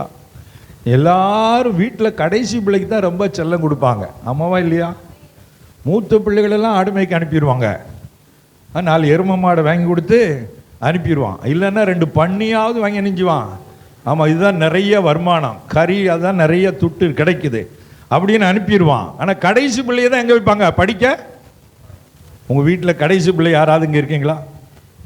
உங்கள் வீட்டில் நான் தான் கடைசி, நிறைய இருக்கீங்களே. கர்த்தர் உங்களை உயர்த்த போறாரு, தீர்க்க தரிசனமா சொல்றேன். அல்லேலூயா. ஆனா அந்த கடைசி பிள்ளைய தான் ஈசா என்ன எங்க அனுப்புனாரு? ஆடு மேய்க்க. அதுல பின்னணியில நிறைய வரலாறு சம்பவம் சொல்றாங்க. இந்த 8 குமாரில் இடையில ஒன்று ஒருத்தர் இறந்துட்டார். அதனால தான் உயிர் உள்ளவங்க 7 பேர்ல வரும்போது ஒரு இடத்துல 7ன்னு வருது, இன்னொரு இடத்துல 8ன்னு வருது. இந்த தாவீதுனுடைய அப்பா ஈசா இந்த தாவீது அவனுடைய தாயின் வயிற்றில் உருவாருக்கு முன்னாலேயே அவங்க அம்மாவை டிவோர்ஸ் பண்ணிட்டாராம். அப்புறம் அது சட்ட பிரகாரமாக நியாயப்பிரமாணத்தின்படி அவளை மறுபடியும் ரகசியமாக ஏதோ கல்யாணம் பண்ணி, அப்படி இந்த தாவீது பிறக்கும்போது இந்த தாவீதே எனக்கு வேண்டவே வேண்டாம் அப்படின்னு சொல்லக்கூடிய அளவில் அவனை ரொம்ப வெறுத்து மோசமான பிள்ளையா அவர் நடத்தினாராம். அதனால தான் அவனை ஆடு மேய்க்க அனுப்பிட்டார். ஆனால் மூத்த 3 பிள்ளையை எங்கே அனுப்புனாரு? இராணுவத்துக்கு அனுப்புனார். பாருங்க, அப்பாவுக்கு கூட இந்த சொந்த பிள்ளை மேலே பாசம் இல்லை, ஆனால் கர்த்தருக்கு அந்த தாவீது மேலே தான் பாசம் இருந்தது. அல்லேலூயா. அதனால் உங்கள் பெற்றோர் உங்களை வெறுக்கலாம், கூட பிறந்தவங்களாம் உங்களை வெறுக்கலாம், உங்களை நேசிக்க யாருமே இல்லைங்கிற நிலையில் இருக்கிறான். கவலைப்படாதீங்க, கர்த்தர் உங்களை நேசிக்கிறார், கர்த்தர் உங்களை உயர்த்த போகிறார். அல்லேலூயா. இந்த உலகத்தில் நான் பார்த்துட்டேன் இத்தனை வருஷமா, காசு இருந்தாதான் எங்கேயுமே நமக்கு மாசு, ஆமாவா இல்லையா? காசு இல்லைன்னா அவன் நமக்கு வச்சிருக்கிற பட்டமே லூசு, ஆமாவா இல்லையா? எங்க நான் உள்ளதை சொல்றேன். அதான் சொன்னோம்ல, பிரேஸ்லெட்டு அது இதுன்னு பண்ண, உட்காருங்க சார், நல்லா இருக்கீங்களா சார், எங்கேருந்து வர்றீங்க சார் அப்படிம்பான். நீங்கள் தலையில் எண்ணெய் தேயாமல் பரட்டை தலையை போட்டு விட அழுக்கு சட்டையை உடுத்திட்டு அல்லது சேலையை உடுத்திட்டு போனேன்னு, ஏமா எங்கே வந்த, ஆள் இல்லாத வீட்டில் என்ன வேலை அப்படிம்பான். சொல்லுவானா சொல்ல மாட்டானா? அதில் உஷார ஆட்கள், எங்கே பாரு ஆளு மூஞ்சியும் பாரு, எங்கே வந்தியா, நீ யாரு அப்படின்னு. எப்பா இந்த மாட்ட பேச முடியாதுப்பா. அப்போ உள்ள கொஞ்சம் சவுண்டும் நமக்கு தேவைப்படுது. ஒரு அல்லேலூயா சொல்லுங்க. ஆமாம், இந்த ஆன்லைன் சீட்டிங்லாம் நிறைய கோஷிகள் அலையுது, எங்கே யாரை மாட்ட வைக்கலாம். எனக்கு அந்த மாதிரிலாம் ஃபோன்கள் வரும். அதாவது புனிதனுக்கு புனிதமாக இருக்கிறார் ஆண்டவர், உத்தமனுக்கு உத்தமனாக இருக்கிறாராம், மாறுபாடு உள்ளவனுக்கு ரவுடிக்கு ரவுடி மாதிரி தான் பேசணும். ஒரு அல்லேலூயா சொல்லுங்க. அவன் ஜெபம் பண்ணவன பைத்தியக்காரன் நினைச்சுக்கிட்டு தான் நிறைய பேர். நம்ம பைத்தியங்களுக்கே வைத்தியம் பார்க்குற ஆளு. அல்லேலூயா சொல்லுங்க. நம்ம திருநெல்வேலியில விதவிதமா அல்வா விற்கிற ஆளு,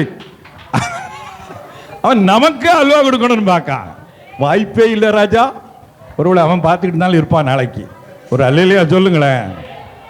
கர்த்தர் நம்மோடு கூட இருக்கிறார். என்ன விதத்தெல்லாம் வர்றான் தெரியுமா? பெண்களை வச்சு பேச வைக்கிறது, விதவிதமா லோன் தரேன்னு பேசுறது, உங்களுக்கு லாட்ரி அடிச்சுக்குன்னு பேசுறது, உங்களுக்கு 10 கோடி ரூபா விழுந்திருக்கு சார், விழுந்திருக்கா, எங்க விழுந்திருக்கு? ஒரு அல்லேலூயா சொல்லுங்க. உடனே இப்போ சாங்ஷன் பண்ண, நீ எனக்கு மாமனா மச்சானா, மச்சானே 10 பைசா தர மாட்டேக்கான், நீ ஒரு போன் பண்ணிட்டு 10 கோடி ரூபாய் எப்படிலாம் தருவ? அல்லேலூயா சொல்லுங்களேன். இப்படி கேட்டா உடனே கட் பண்ணிடுவான். நீங்க அப்படியா 10 கோடி கிடைக்க போதுல, ஐயா கேளுங்க, முதல்ல நீங்க ஒரு 50,000 அனுப்புங்க, அப்புறம் 10 கோடி ரூபாய் சாங்ஷன் பண்ணோன்னு இது நாங்க நட்ட வித்து 50,000 அனுப்பிட்டு அப்புறம் பிளாக் பண்ணி போட்டு பேருமா பேப்பேன்னு முழிச்சிட்டு இருக்க வேண்டியதான். ஏமாறக்கூடாது. அல்லேலூயா சொல்லுங்க. உஷாரா இருக்கணும். நம்ம ரொம்ப நம்ம வீட்டுக்காரனை மட்டும்தான் உஷாரா இருக்கோம், அவர் பைத்தியக்காரன் மனுஷன். ஒரு அல்லேலூயா சொல்லுங்களேன். ஒன்று சேர்ந்து நாம் துதிப்போம், சாத்தானை மிதிப்போம், தேசத்தை சுதந்தரிப்போம். ஒன்று சேர்ந்து நாம் துதிப்போம், சாத்தானை மிதிப்போம், தேசத்தை சுதந்தரிப்போம். நம் இயேசு நல்லவர், ஒருபோதும் கைவிடார், ஒரு நாளும் விலகிடார். நம் இயேசு நல்லவர், ஒருபோதும் கைவிடார், ஒரு நாளும் விலகிடார். எதிர்காலம் நமக்குண்டே, எதற்கும் பயமில்லை. ஆமென். எதிர்காலம் எனக்குண்டே, எதற்கும் பயமில்லை. அதிகாரம் கையிலே, தேவ அதிகாரம் கையிலே, ஆளுவோம் தேசத்தை, நாம் ஆளுவோம் தேசத்தை. ஒன்று சேர்ந்து நாம் துதிப்போம், சாத்தானை மீதிப்போம், தேசத்தை சுதந்தரிப்போம். ஒன்று சேர்ந்து நாம் துதிப்போம், சாத்தானை மீதிப்போம், தேசத்தை சுதந்தரிப்போம். அல்லேலூயா. இந்த இடத்துல ஆண்டுடைய பிரசன்னம் நல்லா இருக்குது,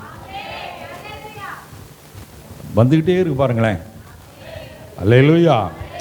இதெல்லாம் நான் யோசித்து பிளான் பண்ணி எழுதி வச்சது ஒரு பக்கம் இருக்கு, ஆனால் ஆவியானவர் அந்த கிருபையை தந்துக்கிட்டே இருக்கிறார். அந்த சபையில் தேவ ஆவியனுடைய அபிஷேகம் இருக்கிறது. அல்லேலூயா. சில இடத்துல நம்ம ஒன்று பேச நினைச்சா அது ஒன்று இழுத்துக்கிட்டு போவோம். ஜோக்க மாதிரி ஜோக்கே சொன்னா கூட அது ஒரு எரிச்சல் சொன்ன மாதிரி ஆயிரும். ஆனால் இங்கே ஆவியானுடைய பிரசன்னம் இருக்கிறது. நன்றி ஆவியானவரே. எல்லாரும் சொல்லுங்க, நன்றி பரிசுத்த ஆவியானவரே, உம்முடைய பிரசன்னத்துக்காக நன்றி அப்பா, உம்மை வாழ்த்துகிறோம் பரிசுத்த ஆவியானவரே. அல்லேலூயா. ஆண்டவர் எளியவன் மேல் பார்வை வைக்கிறவர். இந்த உலகத்தில் காசு இருந்தால் தான் மதிப்பு. நீங்கள் பெரிய ஆள் ஆயிட்டீங்கன்னா தான் உங்களை வெறுத்தவங்க கூட, அவன் யார் தெரியுமா? எங்கள் சித்தப்பாவோட பையனோட பெரியப்பாவோட தாத்தாவோட என்னெல்லாமோ சொல்லுவான். அது அப்படி ஒரு முறையே இருக்காது. அல்லேலூயா. அப்போ நம்ம வாழ்க்கையில கர்த்தரும் அதை அறிந்திருக்கிறார். உன்னை எவெல்லாம் இளக்காரணமா பேசினானோ அவன் கண்ணு முன்னால உன்னை உயர்த்தாம விட மாட்டேன்ப்பா, விட மாட்டேன் மகனே, நீ என்னை நம்பியிரு மகளே, நான் உன்னை நிச்சயம் உயர்த்துவேன்னு ஒரு வைராக்கியம் கொள்ளுகிற தேவன். சின்ன பிள்ளைகள் அப்படிதான் விளையாடிக்கிட்டு இருக்கும்போது பக்கத்து வீட்டு பிள்ளை அடிச்சுட்டா அப்பா அம்மா சும்மா இருப்பாங்களா? எவங்கள ஒன்று அடித்தது வாழை காட்டில் செய்வாங்களே, செய்ய மாட்டாங்க. அது பெரிய ரவுடி பிரச்சனையாக ஆகிரும். அப்படி சொல்ல வரல, அந்த பிள்ளை மேலே ஒரு பாசம். என் பிள்ளையே அப்படி இளக்காரன். அப்போ ஆண்டவருக்கு அப்படி வராதா? ரோட்டில் போகிறவன் கண்டவன் போனமெல்லாம் உங்களை திட்டுறான், நீங்கள் கேட்டுக்கிட்டு கர்த்தர் பார்த்து கொள்ளும்பான்னு சொல்கிறீங்க, அவர் சும்மா இருப்பாரா? வச்சு செஞ்சிருவாரு. அல்லேலூயா சொல்லுங்க. எங்க எகிப்திலிருந்து வரும்போது பாளையத்தில் பின்னால வந்தது ஒரு குரூப்பு. பின்னால யார் வருவா? ரொம்ப நோஞ்சட்டான், நடக்க முடியாது, பலவீனப்பட்டு தானே வரும். அவங்கள போய் வெட்டுறான். அப்போ கர்த்தர் சவுல் காலத்துல இஸ்ரவேலர் எகிப்தில் வரும்போது வழிமறிச்சான் பாரு அமலேக்கேரு, அவனை நீ வேரோட கருவறுத்துரு, ஒருத்தனை விடாதன்னு சொன்னார். கர்த்தர் வந்து தம்முடைய பிள்ளைகளுக்காய் வழக்காடுகிற ஒரு தேவன். அல்லேலூயா. அதுக்காக நம்ம பழி வாங்கக்கூடாது, நம்ம எல்லாரையும் நேசிக்கணும். ஆனால் ஆண்டவர் நீதி செய்வார். அவங்க பண்றதுக்கு ஒரு நியாய தீர்ப்பை அவர் செய்வார். அதனால அவர்கிட்ட கடத்தில் அதை விட்டுருவோம். ஆண்டவர் அவருடைய பிள்ளைகளுக்காக வழக்காடி உங்களை எவெல்லாம் அற்பமாக நடத்தினானோ அவங்க கண்ணு முன்னால் அவங்க உயர்த்தி வாழ வைப்பார். அல்லேலூயா. தான் சிறியவனை பொழுதிலிருந்து எடுத்து எளியவனை குப்பையிலிருந்து உயர்த்தி என்ன பண்றாரு? அந்த வசனம் சொல்லுது, அவர்களை பிரபுக்களோடு உட்காரவும் மகிமையுள்ள சிங்காசனத்தை சுதந்திரிக்கவும் பண்ணது. யாரோட உட்கார வைப்பாரா?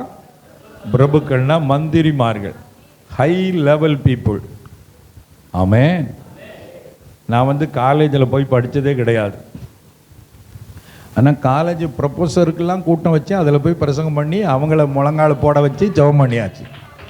அல்லேலூயா சொல்லுங்க. யார் யாருக்கு ஜெபம் பண்ணுறது? அப்படித்தான் நடக்கும். அல்லேலூயா. நம்ம படிக்காத ஆட்களா இருப்போம். பேதுரு யோவான் என்ன படித்தாங்களா? ஏரோதுடைய அதிகாரத்துக்கு பயப்படாமல் தைரியமாய் சுவிசேஷத்தை அறிவித்தார்கள். ஆண்டவர் உங்களோடு இருக்கிற பொழுது நீங்க படிச்சிருக்கலாம், படிக்காம இருக்கலாம், அழகு இருக்கலாம், இல்லாம இருக்கலாம், அதெல்லாம் டோன்ட் கேர். கர்த்தர் உங்களை நிச்சயம் உயர்த்துகிற தேவனாய் இருக்கிறார். ஹை லெவல் பீப்புளோட உங்களை உட்கார வைப்பார், உங்களை ஹானர் பண்ணுவார். ஆகவே ஆண்டவர் எப்படிப்பட்டவர் என்பதை நீங்க அறிந்து கொள்ளுங்க. ஆண்டவரை பத்தி ஒரு படம், நல்ல படத்தை உங்க மனசுல வைங்க. அவர் நல்லவர், அவர் என்னை உயர்த்துகிறவர், அவர் என்னை வாழ வைக்கிறவர், அவர் என்னை ஒருபோதும் கைவிட மாட்டார். இந்த மாதிரி காரியத்தில் மனசில் வச்சு ஆண்டவர்கிட்டயே சொல்லணும், ஏசப்பா நீங்கள் யார் தெரியுமா? உலகத்தையே படைச்சோருப்பா. அப்படி அவர்கிட்டயே பேசணும். ஒரு ஆமேன்னு சொல்லுங்க. தாவீது அப்படித்தான் அவருக்குள்ளே என் ஆத்துமாவே ஏன் கலங்குகிறாய், ஏன் தியங்குகிறாய், தேவனை நோக்கி காத்திரு. அவருக்கு அவரே பேசுவார். நம்ம தனியாக உட்காந்து நம்மளே புலம்பிக்கிட்டு இருக்கக்கூடாது. என்ன செய்ய போறேன், அவன் சரியில்லை, இவன் சரியில்லை, அவன் சரியில்லை. ஒரு அல்லேலூயா சொல்லுங்க. இந்த புலம்பெல்லாம் விட்டுட்டு கர்த்தர் என்னை வாழ வைப்பார், கர்த்தர் என்னை உயர்த்துவார், அவர் என்னை கைவிட மாட்டாரு, 4 பேருக்கு முன்னால நல்ல நிலையில வைப்பாரு, நான் அனுபவித்த பாடுகளுக்கு தக்க பலனை தருவாரு, நான் தாழ்ந்து போக மாட்டேன், கர்த்தர் என்னை உயர்ந்த ஸ்தானத்தில் வைப்பார். இந்த விசுவாச அறிக்கை ரொம்ப முக்கியம். பைபிளில் ஒரு வசனம் இருக்கு, பலவீனனும் பலவான் என்று சொல்வானாக. பலவீனன் ஆனா என்ன சொல்லணுமா? நான் பலவான். ஹல்லேலூயா. இப்ப நீங்களா இப்படி கற்பனை பண்ணி சொல்லுங்க, நான் கோடீஸ்வரன், நீங்களா நான் கோடீஸ்வரி. டிவிக்காரன் அதுக்கு தலைப்பு வச்சு புரோகிராம் நடத்துறான். நம்ம ஒரு புரோகிராம் வைப்போமே, கோடீஸ்வரர்களின் ஐக்கியம். இயேசுவின் அற்புத சபை கோடீஸ்வரிகளின் கோடீஸ்வரர்களின் ஐக்கியம். அல்லேலூயா. எங்க நடக்குதோ இல்லையா, ரெண்டாவது அது சொன்னாலே ஒரு சந்தோஷமா இருக்கா இல்லையா, அதுவே நமக்கு ஒரு உற்சாகம் தானே. அல்லேலூயா. இந்த குடுகுடுப்பக்காரன் என்ன சொல்லிட்டு வரான் வீட்டுக்கு, நல்ல காலம் பிறக்க போகுதுன்னு அவன் வயித்த நிரப்புறான். அவனே அப்படி சொல்லும் போது நம்ம சொல்லக்கூடாது, எனக்கு நல்ல காலம் பிறந்துட்டு. அல்லேலூயா. இந்த நாளில் இந்த வாழ்க்கையில கர்த்தர் பெரிய காரியம் செய்ய போறாரு. என் கடன் மாற போகிறது, என் வியாதி தீர போகிறது, என்னை கர்த்தர் மேன்மைப்படுத்த போகிறார். அல்லேலூயா. ஆவியானவர் உங்களை உற்சாகப்படுத்தும்படி தான் இன்றைக்கு என்னை கொண்டு வந்திருக்கிறார். ஆவியானவருக்கு எல்லா கனம் உண்டாகட்டும். ஆமென். சரி, சிறியவனை புழுதிலிருந்து எடுத்து எளியவனை குப்பையிலிருந்து உயர்த்துகிறார். அவனை எங்க வைக்கிறாரு? பிரபுக்களோடு உட்காரவும். மகிமையுள்ள சிங்காசனத்தை உங்களுக்கு நல்ல போஸ்டுகளை தருவார். சுய உதவி குழுவில் யாராவது இருக்கீங்களா? அந்த பழக்கமே கிடையாதா? சரி, பரவாயில்ல, ஒரு வழிக்கு நல்லது தான். கடன் வாங்கிட்டான், கர்த்தருக்கு ஸ்தோத்திரம். சுய உதவி குழுவில் இருந்தாலும் அதில் தலைவியாகவும் மாறணும்னு நினைங்க. அல்லேலூயா. அப்படின்னா நீங்கள் கடன் எடுத்துட்டு யாருக்கும் பதில் சொல்ல வேண்டாம், அதுக்காக இல்லை. எங்கே இருந்தாலும் அதில் ஒரு ஹை லெவலில் உட்காரணும்னு நினைக்கணும். ஆமென். எந்த இடத்துக்கு போனாலும் கர்த்தர் என்னும் கூட இருக்கிறார், இதில் என்ன உயர்த்தணும். எங்க பைபிளில் பார்த்தீங்கன்னா தாவீது ஆடு மேய்ச்சான், அரசன் சிங்காசனத்தில் உட்கார வச்சாரு. யோசேப்பும் ஆடு மேய்ச்சான், அந்நிய தேசத்தில் அடிமையாத்தான் அந்த நாட்டுக்குள்ள போனான். ஆனா அதே தேசத்துல ராஜாவுக்கு அடுத்த ஸ்தானத்தில் கர்த்தர் வச்சாரு. மோசே உயிருக்கு பயந்து நாட்டை விட்டு ஓடி போனா, ஆடு மேய்க்கிற குடும்பத்தில் உள்ள பொண்ணை தான் கல்யாணம் பண்ணான்.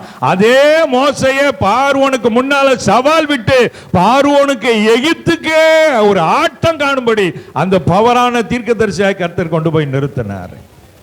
கர்த்தர் உங்களை உயர்த்த விரும்புகிறார். நம்புறீங்களா? அல்லேலூயா. நீங்க முதல்ல அந்த பார்வைக்குள்ள வாங்க, அதை சொல்லிக்கிட்டே இருங்க. அப்போ கர்த்தர் நிச்சயம் என்ன செய்வார்? உங்களை உயர்த்தும். சரி, கர்த்தர் உயர்த்துவது உண்மை. ஆனால் உயர்வு என்பது குறுக்கு வழியிலும் அடைவதற்கு ஒரு வழி இருக்குது. உயர்வு அடைவதற்கு நேர் வழியிலையும் வழி இருக்குது. கர்த்தரால் உயர்த்தப்படுற உயர்வு. ஆனால் குறுக்கு வழியிலையும் உயர்வு இருக்குது. அந்த வழியில தான் நிறைய பேர் போக விரும்புகிறாங்க. ஆனால் அது திடீர்னு ரோடு பிளாக் ஆயிரும். அதனால குறுக்கு வழியில் உயர்த்தப்படணும்னு நினைக்காதீங்க. குறுக்கு வழின்னா எப்படி? ஏலச்சீட்டு நடத்துகிறோம், நாங்கள் 10,000 போட்டால் ஒரு வருஷத்தில் 20,000 ரூபா கொடுக்குறோம். உடனே அப்படியா? அந்த பேங்கில் கிடக்கிறவன் அவன் 5% தான் என்கிட்ட தரேன், இங்கே 1 லட்சத்தை கொண்டு போட்டால் அடுத்த வருஷம் 2 லட்சம் கிடைக்குமே. ஆமாம், 2 லட்சம் கொண்டாந்து அங்கேருந்து எடுத்து இங்கே போடு, அடுத்த வருஷம் கடை மூடப்பட்டது. ஐயா போச்சே, 2 லட்சம் போச்சே. இதான் குறுக்கு வழியில் போகக்கூடாது.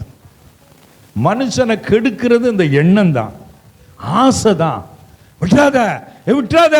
அப்போ எனக்கு தெரிஞ்ச ஒரு ஊழியக்காரருங்க, ஒரு ஊழியமும் செய்கிறார், பார்ட் டைமாக வேலையும் செய்கிறார்.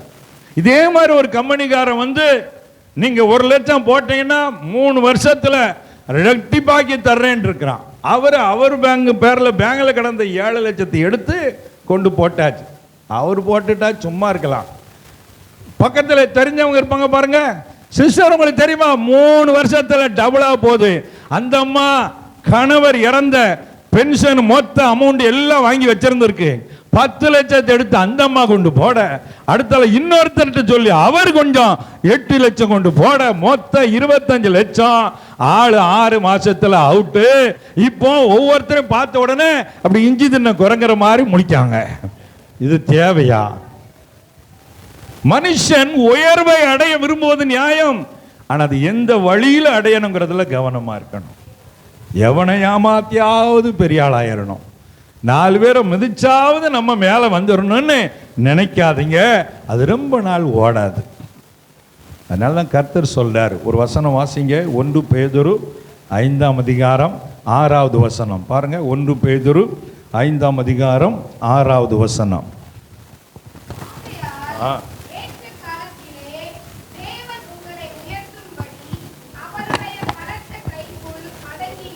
பாருங்க, தேவன் நம்மை உயர்த்துவதற்கென்று ஒரு காலம் வைத்திருக்கிறார். ஏற்ற காலத்தில் உங்களை உயர்த்தும்படிக்கு அவருடைய பலத்த கரத்துக்குள் என்ன செய்யணுமா? ஒரு காலம் இருக்குது. நீங்க கல்யாணம் பண்ணாலும் ஒரு குழந்தை வரணும்னா 10 மாசம் என்ன செய்யணும்? வெயிட் பண்ணணும். ஒரு வேலை கிடைக்குது அப்படின்னா உடனே நம்ம அடுத்த நாள் ஹை போஸ்டுக்கு போயிட முடியாது. வருடங்கள் இருக்கிறது. உழைப்பு, பிரயாசம், உண்மை, நீதி, நேர்மை, காத்திருக்கணும். அதெல்லாம் தாண்டி தாண்டி அது வரைக்கும் அடங்கி இருந்தோன்னா கர்த்தர் ஏற்ற வேளையில உங்களை உயர்ந்த சனத்தில் நிறுத்துவார். அல்லேலூயா. அவசரப்படாதீங்க. சென்னை பக்கத்தில் ஒரு கிராமத்தில் ஒரு ஊழியக்காரர் ஊழியம் செய்ய போனார். அப்போ ஒரு குடும்பத்தினர் இந்த இடத்துல நீங்கள் சபை கட்டணுன்னா கட்டிக்கோங்கன்னு சொல்லியிருந்துருக்குறாங்க. அப்போ அவர் விசுவாசிகள் எல்லாரும் நகை பணம் எல்லாம் கொடுத்துருக்குறாங்க. அதில் உடனே சர்ச்சை கட்டிட்டார். இப்போ நகை பணம் கொடுத்தவங்கெல்லாம் எங்கள் பிள்ளைகளுக்கு கல்யாணம் வைக்கும்போது நீங்கள் கொடுத்துருங்கன்னு சொல்லி கொடுத்துருக்குறாங்க. இப்போ என்ன ஆகிப்போச்சுன்னா அந்த நகை பணத்தை திருப்பி கொடுப்பதற்கு கல்யாணம் வருது, பாஸ்டரால் திருப்பி கொடுக்க முடியல. கடைசியில் இப்போ அந்த இடத்த விற்கணுன்னாலும் இடம் இவர் பேருக்கு இல்லை, வேற ஒரு ஆள் பேருக்கு இருக்கு. அப்படிப்பட்ட நிலையில் அந்த ஊழியத்தையே நடத்த முடியாமல் திடீரென பார்த்தா ஒரு 2 மாதத்தில் பெரிய சபையாக கட்டி நல்லா நடக்க மாதிரி தெரிஞ்சுது. அடுத்து ஒரு சில மாதத்தில் அந்த ஊரை விட்டே ஓடி போய் இப்போ அந்த ஊழியமே நின்று போச்சு. ரொம்ப கவனமாக இருக்கணும். எந்த காரியம்னாலும் ரொம்ப கவனமாக ஸ்டெப் எடுத்து வைக்கணும். பொதுவாக நான் அது சொல்கிறேன். வீடு கட்டணுமா, மற்ற காரியங்கள் செய்யணுமா, ரொம்ப யோசித்து ஜெபிச்சு அவசரப்படாமல் இருங்க. உங்களுக்குன்னு கர்த்தர் வச்சிருக்கிறத யாராலையும் தடுக்க முடியாது. அல்லேலூயா. உங்களுக்கு கர்த்தர் ஒன்று கொடுக்குன்னு நினைச்சா அது எவரும் தடுக்க முடியாது. அவர் ஒருவரும் பூட்டக்கூடாதபடி திறக்கிற ஆண்டவர். ஆனால் நீங்களா அவசரப்பட்டு அப்படி ஆயிடலாம் இப்படி ஆகலான்னு சொல்லிட்டு தேவையில்லாத காரியத்தில் மாட்டிக்கொள்ளாதீங்க. பிரியமானவர்களே, நிறைய பேருக்கு கடன் பிரச்சனைக்கு இதெல்லாம் ஒரு காரணமாகத்தான் இருக்கிறதை நம்ம பார்க்க முடிகிறது. அதனால் உங்கள் வாழ்க்கையில் கர்த்தர் உங்களை உயர்த்துவார். ஏற்ற ஒரு டைம் வர்ற வரைக்கும் நீங்கள் பொறுமையாக இருங்க. அதனால் ஏமாத்தியோ குறுக்கு வழியிலையோ உயர்வு அடைய நினைக்காதீங்க. கர்த்தர் உங்களை உயர்த்தும் போது அது நிலையான உயர்வாக இருக்கும். அது உங்கள் தலைமுறைக்கும் ஆசீர்வாதமாக இருக்கும். அவை உயர்த்துகிற வரை பொறுமையோடு காத்திருங்க. அதே வேளையில் ஸ்டெப் பை ஸ்டெப்பாக ஆண்டவர் உயர்த்துவார்.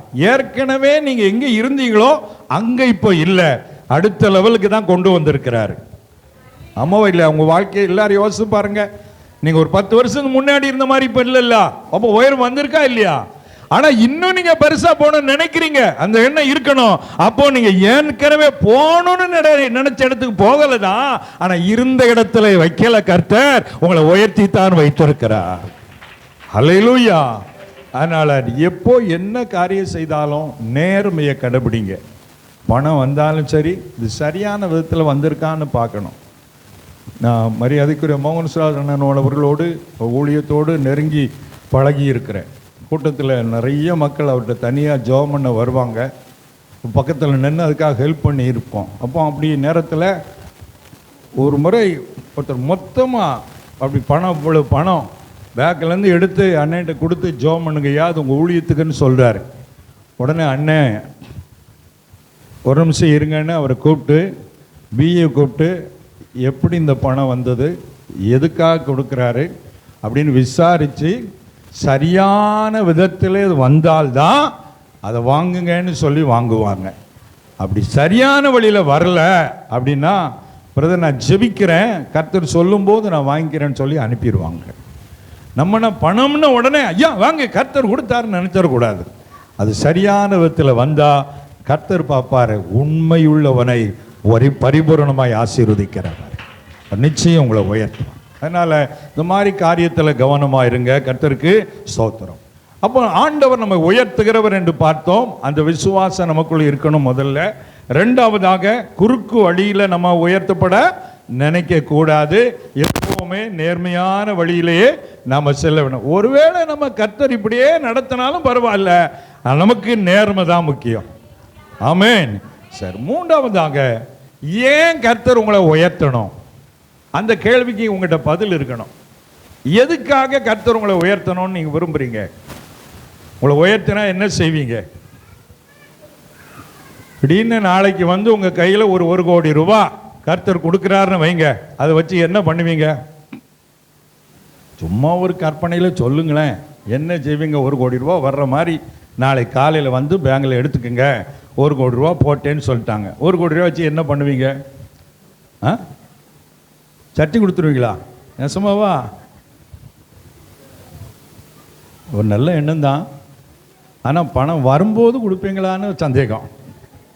ஏன்னா என்கிட்ட ஊழியத்தில் இப்படி நிறைய பேர் சொல்லியிருக்காங்க, எனக்கு மட்டும் ஒரு 10 லட்ச ரூபா வந்ததுன்னா சபை கட்டவே கொடுத்துருவேனே அப்படின்னு ஒரு சிஸ்டர் சொன்னாங்க. எதிர்பாராம அவங்க குடும்பத்தில் ஒரு ஓரமாக ஒரு இடம் கிடக்கட்டும், அது அவனுக்கு வச்சுக்கிட்டோன்னு கொடுத்துருக்குறாங்க. அது மதிப்பே இல்லாத இடம். ஆனால் அந்த பாதியில் திடீர்னு ஒரு ரோடு ஏதோ வந்ததில் அந்த இடம் திடீர்னு மதிப்பு கூடிட்டு, சொன்ன மாதிரியா 10 லட்சம் ரூபாய்க்கு அந்த இடம் போயிட்டு. ஒரு அர்த்தலையா சொல்லுங்க. முதல்ல என்ன சொன்னாங்க? 10 லட்சம் ரூபாய் எனக்கு கர்த்தர் கொடுத்தாருன்னா எங்கே கொடுத்துருவேன்?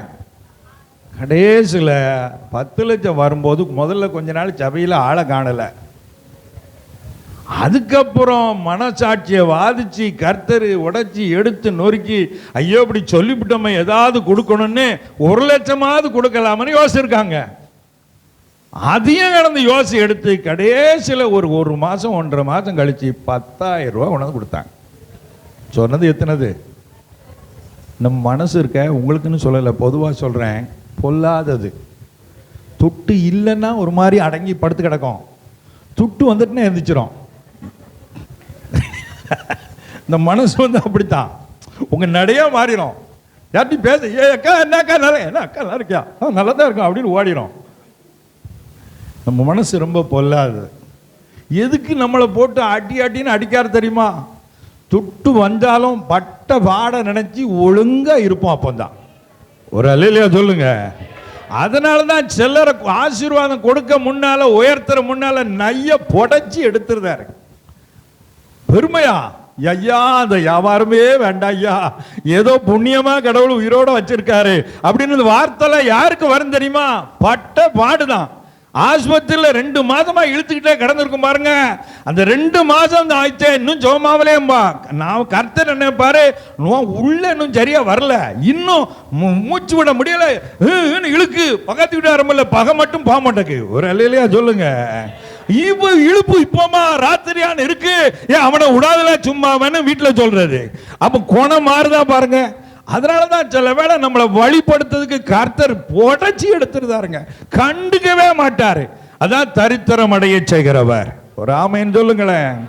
ஏன்னா நம்ம வந்து டபக்குன்னு மாறிடுவோம். ஆகவே தான் பிரியமானவர்களே, ஆண்டவர் நம்மை உயர்த்துவதற்கு ஒரு நோக்கம் இருக்கிறத நம்ம அந்த படம் நமக்குள்ள வரணும். ஏன் உயர்த்தணும்?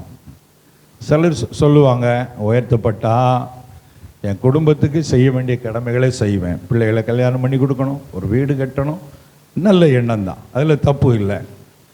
அதே நேரத்தில் ஆண்டவருடைய ஊழியத்துக்கும் நான் ஒரு பெரிய பங்கு கொடுப்பேன். அல்லேலூயா. இப்படி ஒரு பொறுத்தினோட ஜெபம் பண்ணுங்க. ஆண்டவரே 10 லட்சம் எனக்கு தந்தார், தசம பாகம் 1 லட்சம் சபைக்கு கொடுப்பேன். அல்லேலூயா.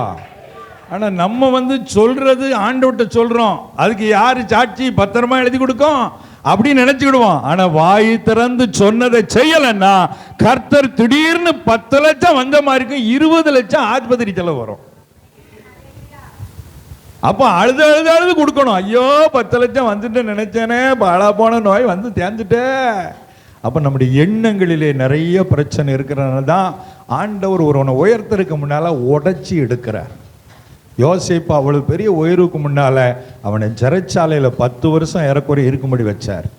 அப்படி நிறைய உயர்த்தருக்கு முன்னால உங்களுக்கு கஷ்டம் வரும்படி நடத்துறாருன்னா உங்களை நிச்சயம் உயர்த்த போறாருன்னு அர்த்தம். அல்லேலூயா. நேரம் ஆயிட்டு நினைக்கிறேன், 12 போகுது. சரி, ஒரு 10 நிமிஷத்துல செய்தி முடிச்சு நம்ம ஜெபம் பண்ண போறோம். பிரியமானவர்களே, அப்ப ஆண்டவர் ஏன் உயர்த்த வேண்டும்? யோசேப்பை, எஸ்தரை இவங்களெல்லாம் உயர்த்தினார, எதுக்காக உயர்த்தினார்? எஸ்தரின் புஸ்தகம் 4 அதிகாரம் 14 வசனத்தை பாருங்க. எஸ்தர் 4:14.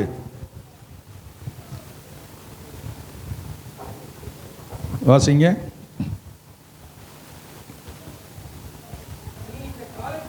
நீ இந்த காலத்திலே மௌனமாயிருந்தால் யூதருக்கு சகாயமும் ரட்சிப்பும் வேறொரு இடத்திலிருந்து எழும்பும்.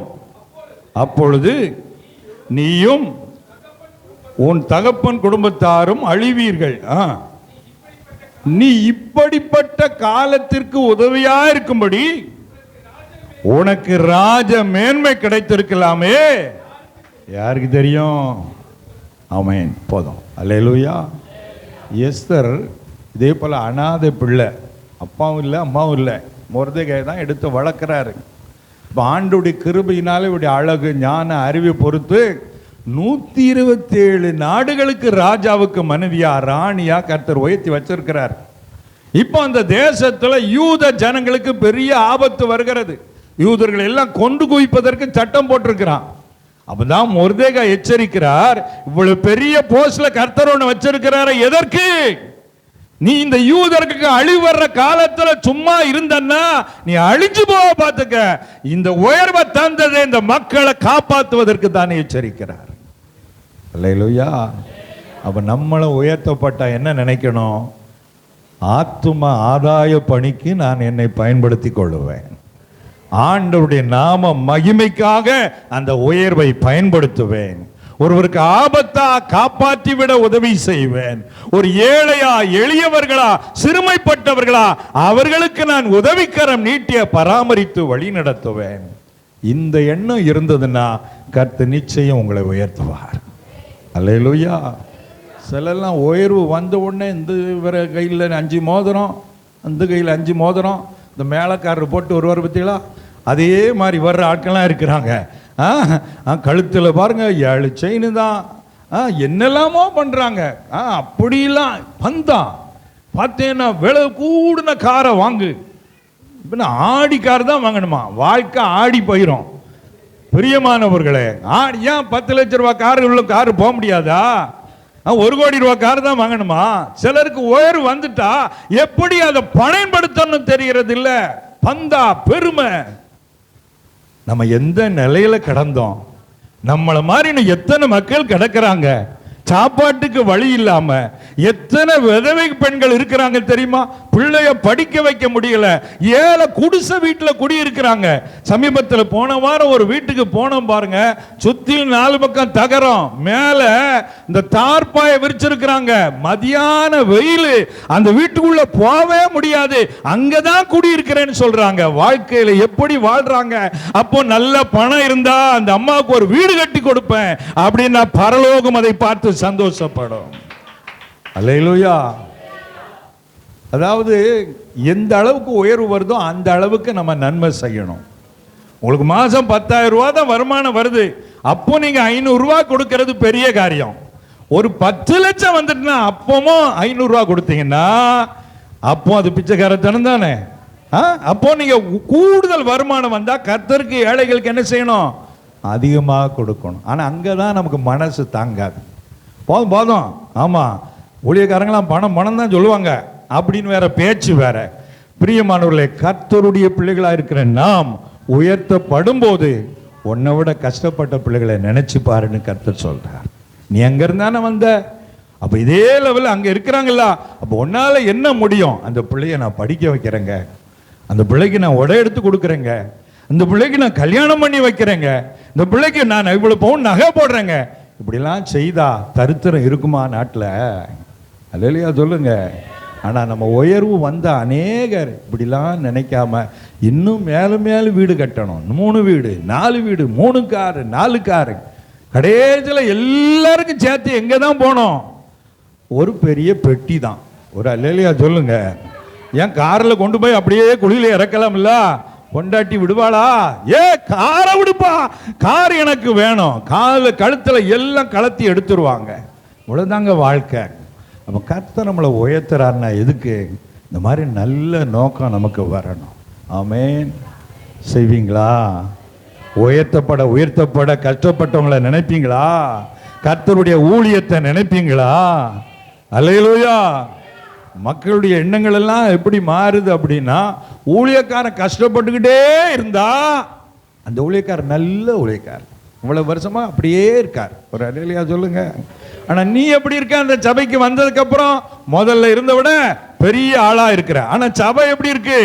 வாடகை பில்டிங்லேயே தான் இருக்கு. அப்படின்னா நம்ம எண்ணங்களை மாற்றி, தாவீது அதான் சொன்னார், நான் அரண்மனையில் இருக்கிறேன், கர்த்தருடைய உடன்படிக்கப்பட்ட திரை நடுவில் இருக்கிறது. ஆண்டவருக்கு ஆலயம் கட்டணும்னு நினைச்சான். கர்த்தர் சொன்னார், எனக்கு வீடு கட்ட நினைச்சதுனால உன் வீட்டில் தலைமுறைக்கு ராஜாக்கள் இருப்பாங்கன்னு கர்த்தர் சொன்னார். இப்போ சபைக்கு செய்யுங்க, ஊழியர்களுக்கு செய்யுங்க, ஏழைகளுக்கு செய்யுங்க. உயர்வை நல்ல வழியில் பயன்படுத்த நினைச்சிங்கன்னா கர்த்தர் உங்களை மேன்மேல் உயர்த்துவார். அல்லேலூயா, அல்லேலூயா. ஆகவே கடைசியாக ஒன்று சொல்லி முடிக்க போகிறேன். உயர்வு வரும்போது தாழ்மையாய் நடந்து கொள்ளுங்கள். எப்படி நடக்கணும்? பந்தா காட்டணும்னு நினைக்காதீங்க. ஆமே. நான் இந்த ட்ரெஸ்ஸு போட்டோன்னே நான் பந்தா பிடிச்ச ஆள் நினச்சிடாதுங்க. அப்படிலாம் கிடையாது. நான் பைக்லேயும் ஊழியத்துக்கு போகிறேன். பெரிய கூட்டம் சின்ன கூட்டம் எல்லாம் பார்க்கறது இல்லை. எங்கே போனாலும் எந்த சூழ்நிலை அட்ஜஸ்ட் பண்ணி கொள்ளுவேன்.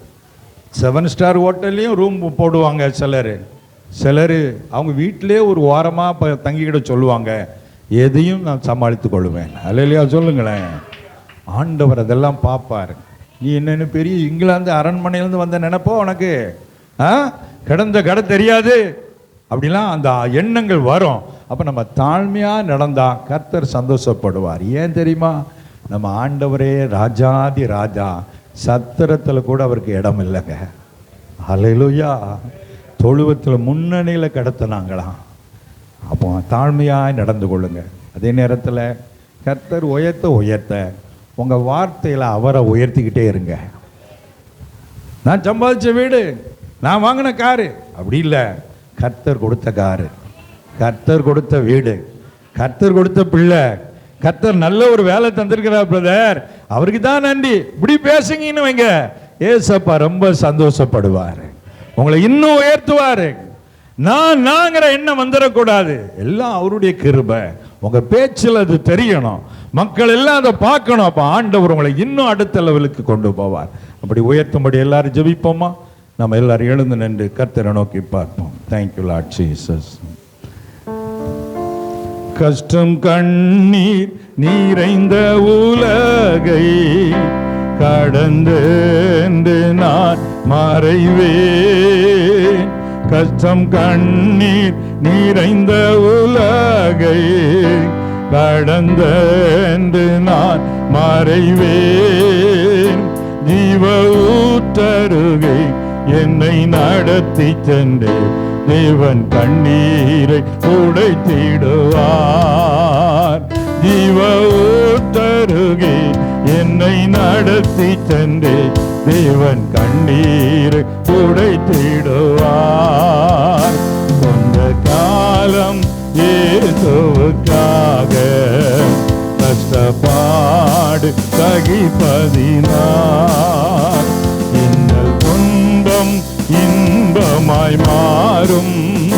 இயேசுவை நான் காணும்போது அவர் பாதம் வீழ்ந்து பணிந்தேன். ஆனந்த கண்ணீர் வடிப்பேன். எந்த ஓட்டம் ஜெயத்துடன் முடியும், அந்த நாடு சுதந்தரிப்பேன். எந்த ஓட்டம் ஜெயத்துடன் முடியும், அந்த நாடு சுதந்தரிப்பேன். அவர் சிறியவனை புழுதியிலிருந்து எடுத்து எளியவனை குப்பையிலிருந்து உயர்த்துகிற தேவன். கர்த்தர் எளியவர்களுடைய கண்ணோட்டமாக இருக்கிறவர். கேட்ட காசில்